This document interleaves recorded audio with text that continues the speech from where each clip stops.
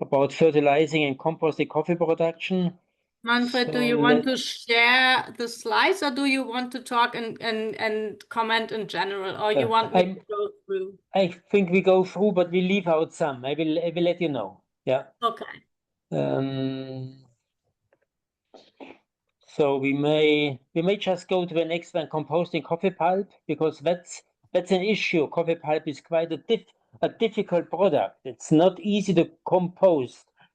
And in Central America and Latin America, 30 years ago, it was so difficult to find good compost of coffee pulp. So, but recently, the last 10 years, many organizations really made an effort to do some good composting.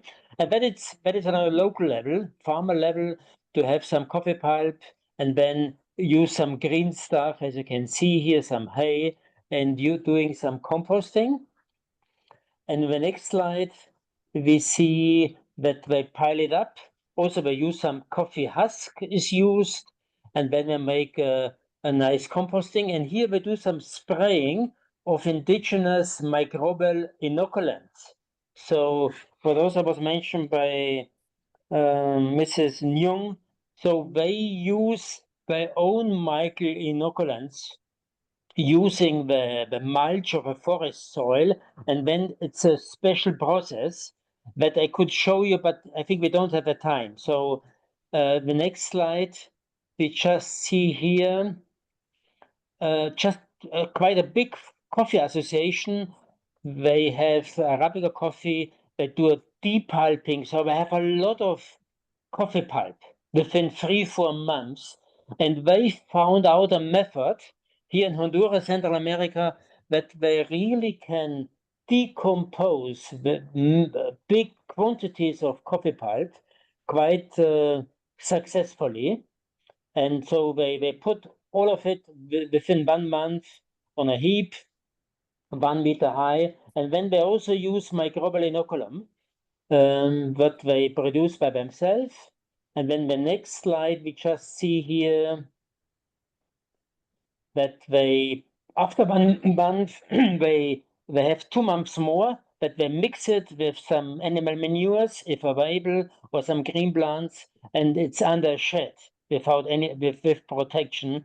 And when they really get good compost, and they sell it with a subsidized price to their cooperative members here in Honduras. So that is quite successful. They tried a lot, but since about 3 years, they have a good formula of coffee pulp composting method. And then the next slides, okay, they also use some liquid fertilizer made out of coffee mucilage. I think some of you who work in the coffee sector, coffee mucilage is even more difficult because it's quite very acid, very difficult to use. So they even found a way to make some compost, but that's a special process. And let's see the next slide. Also here some solid manure production and coffee pulp composting. They make a solid manure. They use ingredients, they use coffee pulp, but then they also use some coffee mucilage, and they do liquid fertilizer on a big scale. It's a big cooperative, about 2,000 farmers. So they sell it to their cooperative members on a bigger scale with a centralized composting unit. And then also in Honduras, again in Honduras, Central America, the next slide. Again in Honduras, so it's also quite a big cooperative. They have, you can see, the mechanized even composting, a big coffee pulp heap, and then they buy in some animal manure like cow shed manure, and they use again some mineral, some rock meal like phosphorus meal, green plants, animal manure, and then they even put it in some bags and sell it to with a subsidized price to their members. So a bit similar system there, but quite successful. And only recently, we only have this since about, I would say, 5 years.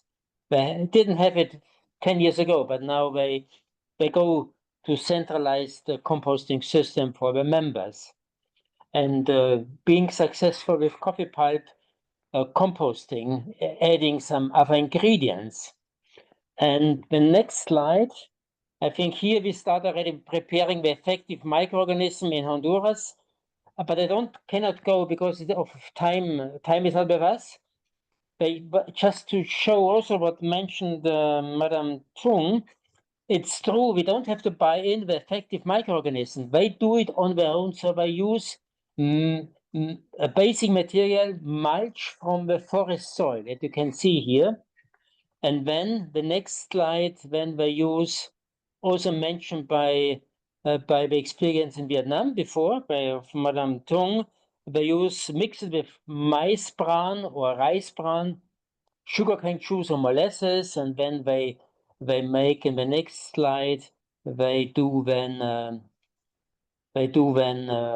mix it, they knead it together as very thoroughly, like making a bread, and then in the next slide you can see they put it in a drum. They put then all of it in the drum, seal it tightly, and then it will be ready after 1 month. And after 1 month, I make the activation process that we can see here. The next slide. We did it when in Burundi, in East Africa. So after 1 month, the mother material is ready. We put out 3 kg of start inoculum. And then in the next slide, we see they add about some sugar. They didn't have any sugar cane, so we used they brought in some sugar, 3 kg, fill it in a 100-liter drum with rainwater or clean stream water, and then they add 3 kg of inoculum starter. That should be put in a cloth, and after 4 days, this starter is ready and can be used for about 1 week. So that is the processing, having their own inoculum, their own effective microorganism. Very successful now in Central America, and now in East Africa. We also do it now with many coffee farmer organizations. And then the next slide, also on the local level, they also do some coffee pulp composting, adding inoculum. That's the only way to do it. Without inoculum, it is really difficult to get good fertilizer from coffee pulp. So just rushing a bit to the next slide. Okay, showing the same experience here. We also checked the quality. It was really good quality. I was surprised. They really did it quite well. The coffee pulp composting, and in the next slide, the following, also here in Uganda, East Africa, they use coffee pulps and green material, chopped grasses, adding some ash, some forest soil, animal droppings, animal manure, similar what was mentioned before for Vietnam experience. And then you see it here, the next slide, the following slide, they get some good compost, and you can also see the figures. They produced about 70,000 bags. So they really did it on a big scale. So many bags were produced for the cooperative members and then used in the coffee farm. And in the following, we will see also the application method, what we use, either where we use the full moon or the half moon method. They open a bit up the soil, just for about 5 centimeters, and they add the composting material, and then they close it. The right-hand side, it's a bit too deep. So that is not a good practice to open it so deep the soil, just a bit, about 5 centimeters, and then you cover it. That is a method we use also quite a lot in Latin America. Mainly half moon method, just half moon, half circle, and then adding about 2 kg of compost.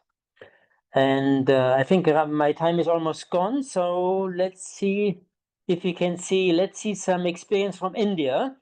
Here they also use some inoculum fertilizer in India based on cow dung manure, cow urine, sugar, and meal of legumes like pigeon peas. Not that much material, about 10 kg. They put it in a drum, they let it ferment for about 5 days, and then they spray it here on a tea plantation. That's a traditional method we use in India since many, many years, and it is now reactivated, and many farmers recently were using it again in India.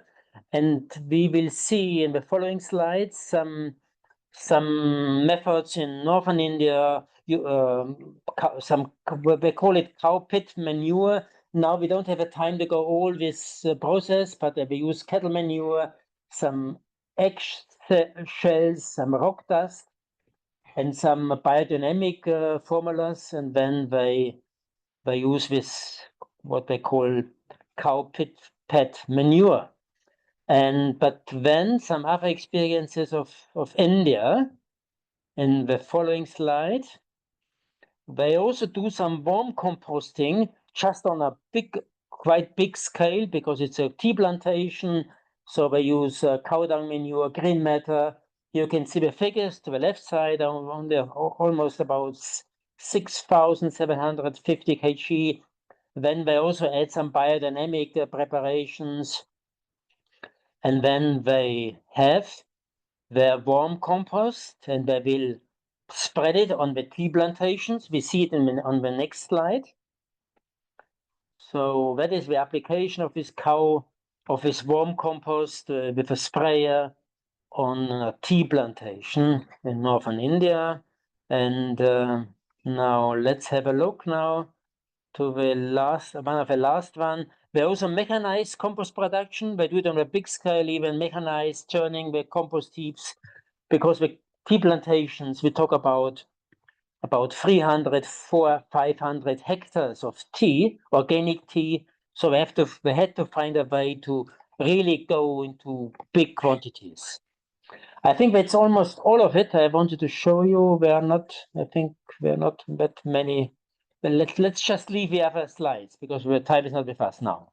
But just to show you the way it may be used a bit on a bigger scale, because we all know farmers sometimes only have small quantities of compost. But really to be successful, also in coffee farming, we need quite a good quantities of compost, and also good quantity and quality. So quality is key, as was mentioned already by Dr. Tree and also by some other participants recently.